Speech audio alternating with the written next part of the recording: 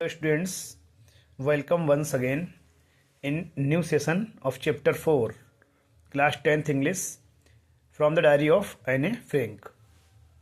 आज हम लोग इसके लॉन्ग क्वेश्चन दो हैं वो पढ़ते हैं। देखिए क्वेश्चन नंबर 1 है give a brief character sketch of Anne Frank.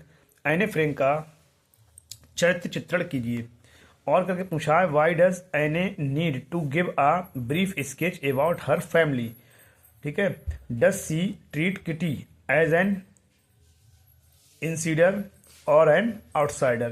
कह रहे हैं वाई डज एने नीड, एने को क्यों जरूरत पड़ी थी to give a brief sketch about her family, अपने फैमिली के बारे में बताने की या उनका स्केच करने की।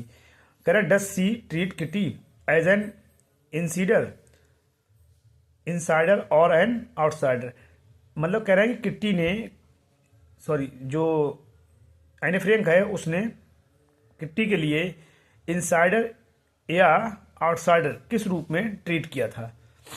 तो देखिए और करके क्वेश्चन पूछा है कि वाई डज एने फ्रैंक मेंटेन अ डायरी। एने फ्रैंक ने एक डायरी मेंटेन क्यों की थी।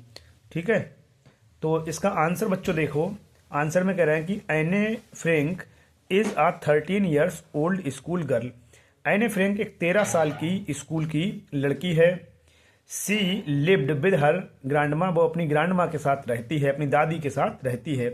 सी लव्स हर वेरी मच, वो उनसे बहुत ज़्यादा प्यार करती है। आफ्टर हर डेथ, उनकी मृत्यु के बाद सी फील्स एलोन, वो अकेला महसूस करती है। Her father gifted a diary on her 13 birthday, उसके फादर ने उसको गिफ्ट की थी एक डायरी उसके 13वें जन्मदिन पर। सी नेम्ड इट किट्टी, और उसने इसको नाम दिया था kitty. And made her best friend, और उसने इसको अपना बेस्ट फ्रेंड बनाया। किसने? एने ने।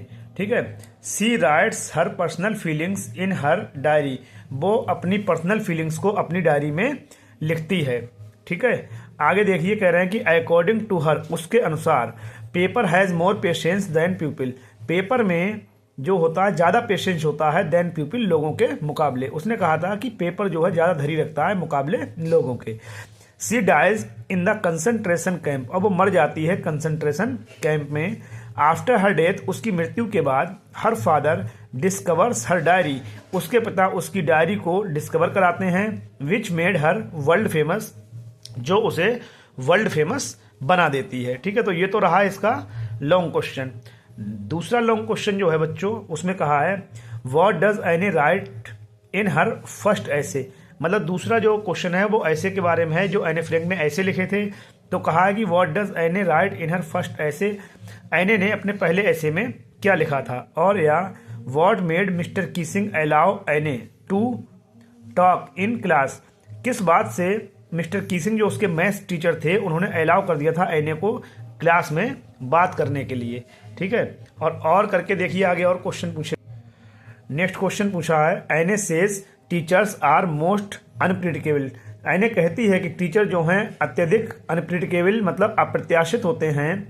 इज मिस्टर कीसिंग अनप्रिडिक्टेबल, क्या मिस्टर कीसिंग जो थे वो अप्रत्याशित हैं या थे। तो देखिए और करके कहा है कि how did Anne finally stop Mister Keesing from punishing her, अंत में मिस्टर कीसिंग ने एने फ्रैंक को पनिशमेंट देने से, मतलब क्यों रुक गए थे वो पनिशमेंट देने से। और करके कहा है क्वेश्चन में कि डिस्क्राइब 3 ऐसे रिटन बाई एने फ्रैंक, एने फ्रैंक के द्वारा लिखे गए 3 ऐसे कौन कौन से थे उनके बारे में वर्णन कीजिए। तो आंसर देखेंगे एने फ्रैंक वॉज टॉकेटिव गर्ल, एने फ्रैंक जो है एक टॉकेटिव गर्ल है, एक बातूनी लड़की है। हर मैथ्स टीचर वॉज एनॉयड, उसके जो मैथ्स के टीचर थे वॉज एनॉयड, वो नाराज हो गए थे। एट हर टॉकेटिव नेचर, उसके बातूनी स्वभाव से। सो ही गेव हर एन ऐसे, इसलिए उन्होंने एक ऐसे दिया था उसको, और उसका टॉपिक था आ चैटर बॉक्स, एक चैटर बॉक्स टॉपिक पर उनको एक ऐसे दिया था। To write as punishment, punishment के रूप में उन्होंने एक ऐसे दे दिया था और टॉपिक था चैटर बॉक्स। कहा चैटर बॉक्स पे एक ऐसे लिख के दिखाओ, ये तुम्हारी सजा है। शी गेव फनी आर्गूमेंट, उसने बहुत फनी आर्गूमेंट दिया। इन हर आंसर, अपने आंसर में। सी रोट, उसने लिखा था that it is a trial, कहा था ये एक ट्राइट है, सही है, एक विशेषता है ऑफ अ स्टूडेंट, एक स्टूडेंट की, टू टॉक बात करना। उसने लिखा कि मतलब बात करना स्टूडेंट की विशेषता होती है, ठीक है। She got it from her mother, और उसने बताया कि ये विशेषता उसे उसकी माँ से मिली है। मिस्टर कीसिंग लाइक्ड हर ऐसे वेरी मच, मिस्टर कीसिंग ने उसका ऐसे बहुत ज़्यादा पसंद किया। ही गेव सेकंड ऐसे, उसने दूसरा ऐसे दिया था on the topic an incorrigible chatterbox, दूसरा जो टॉपिक था उसका नाम था एन इनक्रीजिबल चैटर बॉक्स, ठीक है। इस पे दे दिया उन्होंने एक दूसरा लिखने के लिए निबंध।